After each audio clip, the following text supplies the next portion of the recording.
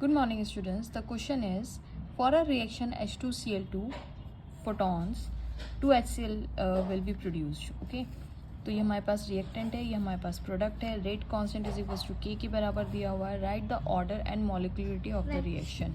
Okay, अब rate constant हमें के बराबर दिया हुआ है. ऑर्डर और मॉलिक्यूलरिटी फाइंड आउट करनी है. ठीक है, इसका मतलब यहाँ से हमें हिंट मिल रही है कि ज़ीरो ऑर्डर रिएक्शन होनी चाहिए, बट क्यों?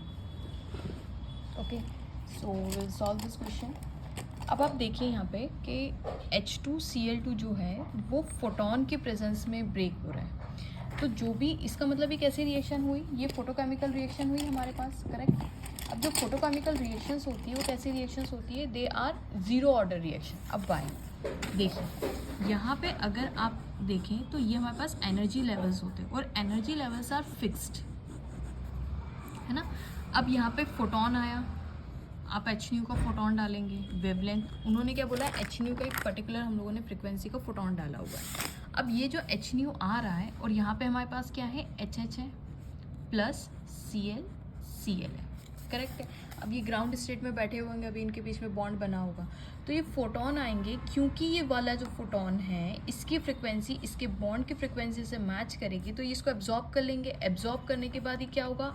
हाई लेवल पे जाएंगे, ब्रेक हो जाएंगे, देन हाई लेवल पे जाएंगे, and then when it comes back it releases energy. Correct, ऐसा ही होता है. ये एब्जॉर्ब करेंगे, ये वाला फोटोन एब्जॉर्ब करके इनके पास एनर्जी आएगी, it will go to the high level. Okay, अब मुझे बताइए कि क्या ये इस बात पे डिपेंड करेगा कि अगर जब तक यहाँ पे 2 मोल H2 के ना हो या 3 मोल Cl2 के ना हो तब तक ये ऊपर नहीं जाएगा? ऐसा तो नहीं हो सकता ना. जो भी अगर H2 है तो H2 के बीच में कोवेलेंट बॉन्ड बन रहा है, Cl2 है, Cl2 के बीच में कोवेलेंट बॉन्ड बन रहा है. इससे क्या फ़र्क पड़ता है कि यहाँ पे 3 Cl हो, 4 Cl हो, 5 Cl, यानी 3 मोल्स ऑफ Cl हो या 6 मोल ऑफ Cl2 हो, तभी ये ऊपर जाएगा. हर एक Cl के बीच में एक बॉन्ड है.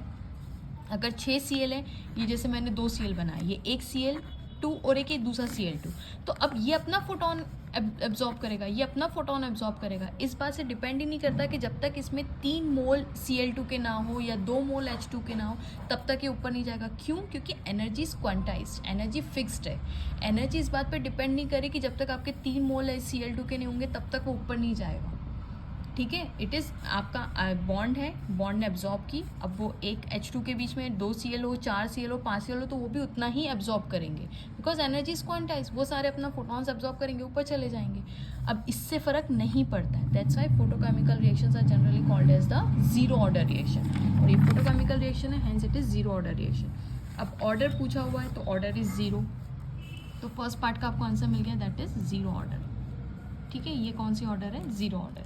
अब मॉलिक्यूलरिटी का मतलब क्या होता है कि कितने मॉलिक्यूल्स एक्चुअल में पार्ट ले रहे हैं इन द रिएक्शन. तो कितने यहाँ पे रिएक्टेंट इन्वॉल्व हो रहे हैं? एक तो H इन्वॉल्व हो रहा है और दूसरा Cl इन्वॉल्व हो रहा है. तो मॉलिक्यूलरिटी कितनी हो गई सेकेंड पार्ट की? दैट इज़ 2, क्योंकि 2 मॉलिक्यूल इन्वॉल्व हो रहे हैं. That is a bye molecular reaction है. ठीक है, what is the SI unit of K? तो हम SI यूनिट जानते हैं किसके बराबर? हमने एक फॉर्मूला पढ़ के रखा है, that is moles 1 minus n L. Moles, that L क्या डिनोट करता है? लीटर को डिनोट करता है. Okay, n minus 1 and second inverse होता है. ठीक है, अब यहाँ पे देखिए n क्या है? n is the order of reaction, order of reaction. तो यहाँ पे ये जीरो ऑर्डर रिएक्शन है, तो मोल 1 minus 0 L 0 minus 1 and second inverse, यानी मोल्स ये 1 हो गया, ये कितना होगा? L inverse second inverse. और इसी को हम ऐसा भी तो बोल सकते हैं, मोल्स पर लीटर पर सेकेंड. तो ये इसकी क्या हो गई? यूनिट हो गई. Thanks for watching.